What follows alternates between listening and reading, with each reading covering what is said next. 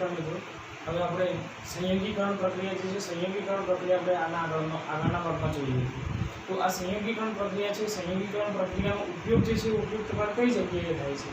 તો એ સંયોગીકરણ પ્રક્રિયા સમજવા માટે આપણે એક ઉદાહરણ લઈએ કે આપણે ઘરની દિવાલો છે, તો ઘરની દિવાલો ઉપર જે કલર કરીએ છીએ એ કલર કરીએ છીએ એટલે કે દોડીએ છીએ, એમાં શું હોય છે તો કે ચૂનાનું મીઠું પાણી, કે એને શું કહીએ છીએ આપણે? ફોડેલો ચૂનો. એ ફોડેલો ચૂનો જે છે, એ ફોડેલો ચૂનો કઈ રીતે કામ કરે છે એ સમજવાનું છે. હવે તમને ખબર હશે કે આપણે જ્યારે કોઈ દિવાલને રંગકામ કરતા હોય તો એની જે ચમક છે એ ચમક તમને તરત જ જોવા મળતી નથી, 2 કે 3 દિવસ પછી જોવા મળે છે. તો આનું કારણ પણ શું છે એ પણ આપણે આ પ્રશ્નમાં વાત કરી દઈશું.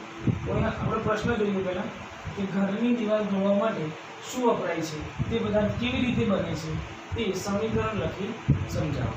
તો સૌથી પહેલાં આપણે ઘરની દિવાલ ધોવા માટે શું વપરાય છે એની વાત કરીએ. તો કે ઘરની દિવાલ ધોવા ચૂનાનું નીતર્યું પાણી વપરાય છે. ચૂનાનું નીતર્યું પાણી એટલે કે CaOH ટ્વાઇસ વપરાય છે. અને તે આપણને અહીં આપણે સમીકરણ સ્વરૂપે જોવાનો પ્રયત્ન કરીએ તો કે તે નીચે મુજબ મળે છે. એટલે આપણે સમીકરણ સ્વરૂપે જોવાનો પ્રયત્ન કરીએ તો તમને ખબર છે કે CaO પ્લસ એમાં આપણે પાણી ભેળવીશું તો શું બનશે તો કે CaOH ટ્વાઇસ. હવે આપણે CaO ને શું કહીએ છીએ તો કે calcium oxide. Calcium oxide H2O ને પાણી, અને CaOH ટ્વાઇસ આને કે કહીશું આપણે calcium hydroxide. Calcium hydroxide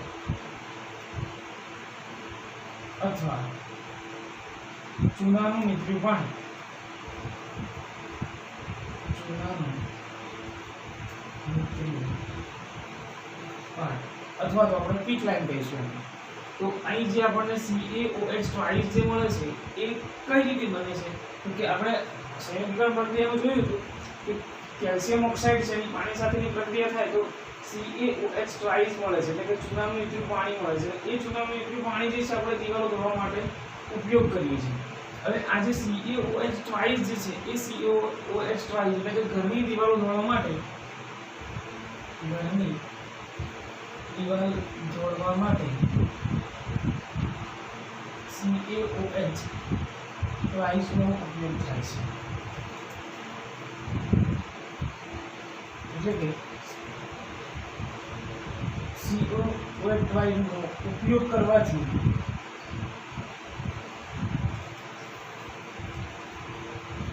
CaOH ટ્વાઇસની હવામાં CO2 સાથેની પ્રક્રિયાથી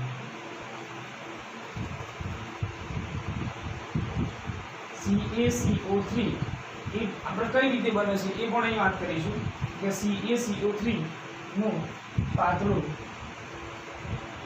સ્તર બનાવે છે. આમ દિવાલ ધોયા બાદ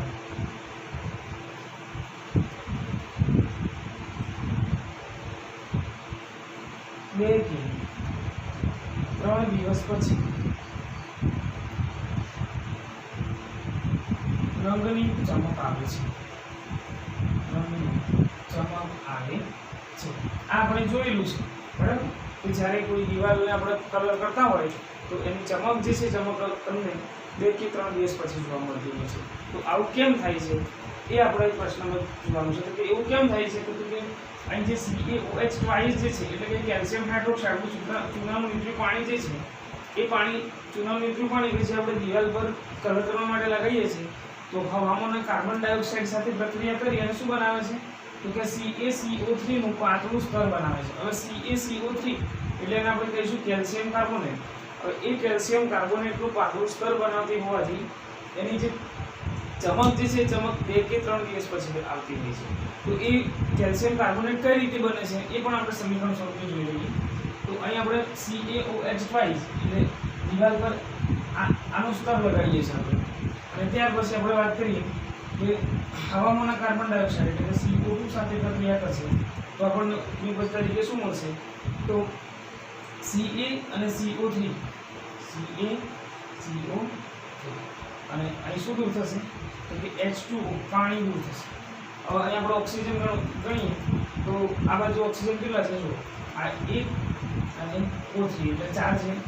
આ બાજુ હાઇડ્રોજનની સંખ્યા ગણો તો 2 છે. આ બાજુ પણ કેટલા છે? 2 છે. તો કેલ્શિયમની સંખ્યા ગણો Ce 1 છે, તો આ બાજુ પણ કેટલા છે? Ce 1 જ છે. તો અહીં સમીકરણ જે છે સમીકરણ પણ કેવું છે? આપણું સંતુલિત સમીકરણ છે. એટલે સંતુલિત ન હોય તેને આપણે અસંતુલિત સમીકરણ હોય તેને આપણે સંતુલિત બનાવવું પડતું હોય છે. કઈ રીતે સમીકરણને સંતુલિત બનાવવાનું છે એ આપણે આગળના વિડીયોમાં વાત કરીએ. બરાબર. હવે અહીં આપણે આનું નામ લખી લઈએ તો CaOH ટ્વાઇસ કેલ્શિયમ હાઇડ્રોક્સાઇડ. તો કેલ્શિયમ હાઇડ્રોક્સાઇડ. ત્યાર પછી CO2 એટલે કાર્બન ડાયોક્સાઇડ. Carbon dioxide.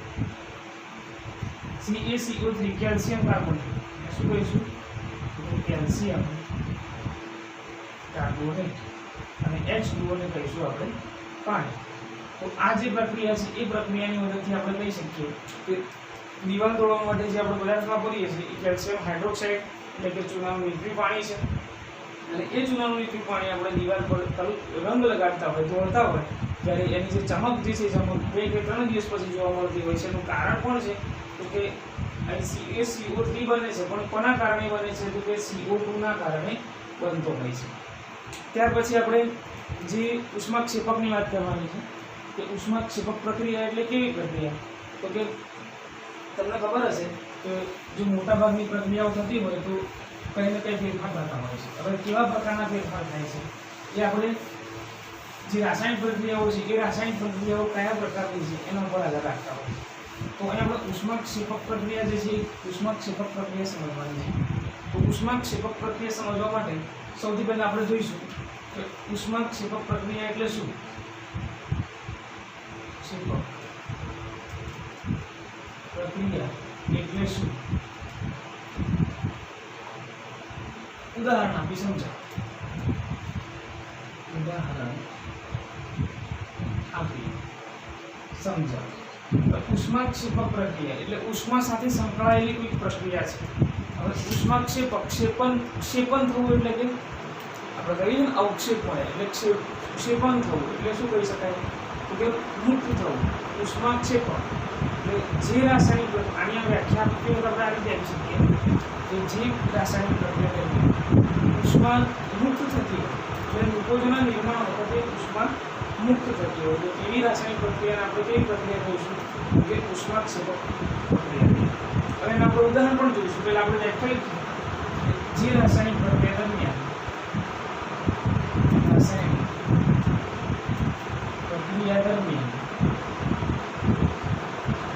નિકોજોના નિર્માણ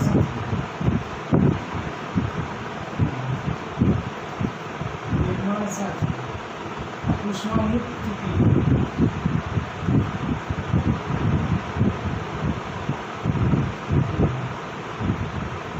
તેવી રાસાયણિક પ્રક્રિયા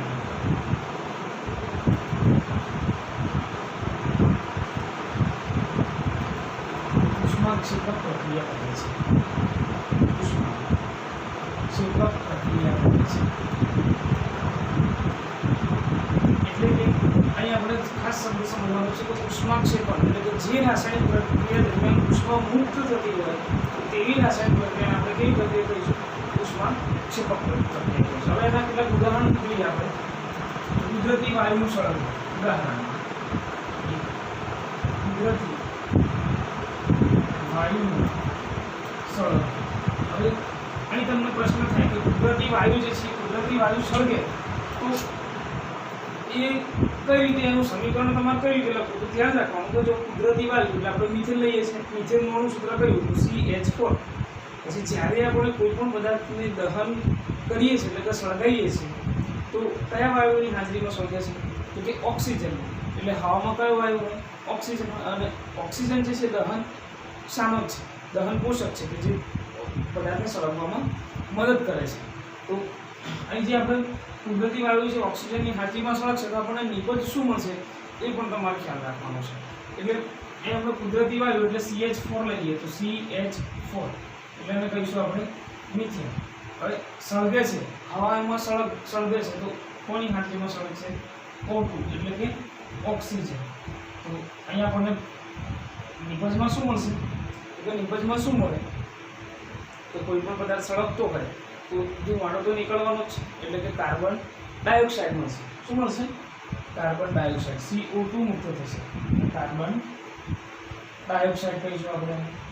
ત્યાર પછી બીજી નિપજ શું મળે તો અહીં H4 અને O2 તો H4 તો H2O કદાચ બની શકશે H2O એટલે કે શું મુક્ત થશે પાણી મુક્ત થશે. પણ અહીં મિત્રો ખાસ જોવાનું એ જે છે કે અહીં પ્રક્રિયકોનું દળ અને નિપજોનું દળ જે છે કેવું રહેવું જોઈએ સમાન રહેવું જોઈએ. જો સમાન ન હોય તો આપણે સમીકરણને બેલેન્સ કરીશું.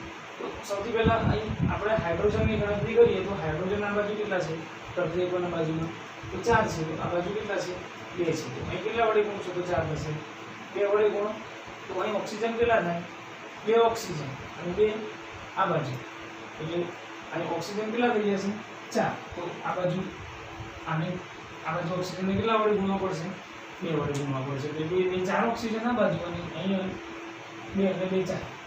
આ રીતે આપણું સમીકરણ જે છે સમીકરણ કેવું થઈ જશે બેલેન્સિંગ એટલે સંતુલિત સમીકરણ થઈ જશે. ત્યાર પછી આપણે બીજા ઉદાહરણની વાત કરીએ તો બીજા ઉદાહરણમાં આપણે લઈએ કે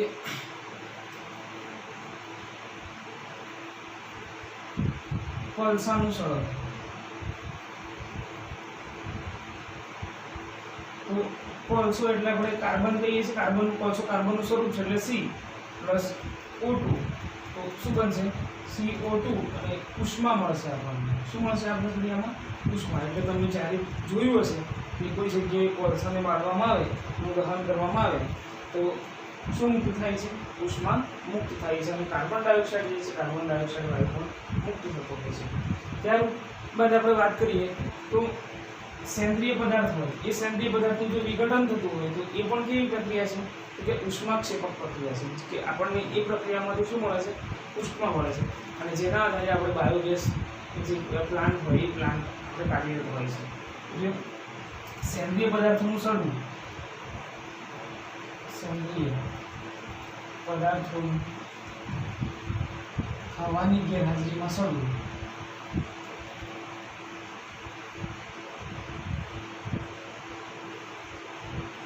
એ પણ ઉષ્માક્ષેપક પ્રક્રિયા છે.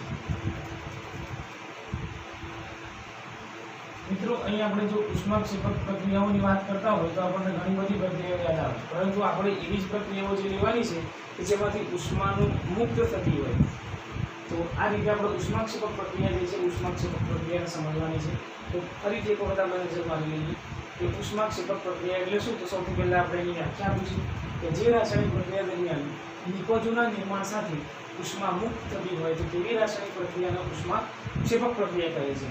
હવે એવી આપણે ત્રણ ઉદાહરણ લીધા કે જેમાં ઉષ્મા જે છે ઉષ્મા મુક્ત થતી હોય તો આ રીતે તમારું ઉદાહરણ સહિત આ ઉષ્માક્ષેપક પ્રક્રિયા યાદ રાખવાની છે. ત્યાર પછી આપણે ઉષ્મા શોષક પ્રક્રિયા આવશે પરંતુ એ આપણે હાલ જે આ ઉષ્માક્ષેપક પ્રક્રિયા પૂરતી આપણે સીમિત રાખીએ જ્યારે એની આપણે જરૂર પડશે ત્યારે આપણે બીજી વખત લઈ લઈશું. હવે અહીં ઉષ્માક્ષેપક પ્રક્રિયા જે છે એ ઉષ્માક્ષેપક પ્રક્રિયાનું એક આપણે બીજું ઉદાહરણ જોવાનું છે કે આ જે શ્વસન છે આપણે શ્વાસ જે લઈએ છીએ એ ઉષ્માક્ષેપક પ્રક્રિયા છે એવું સમજાવવાનું છે.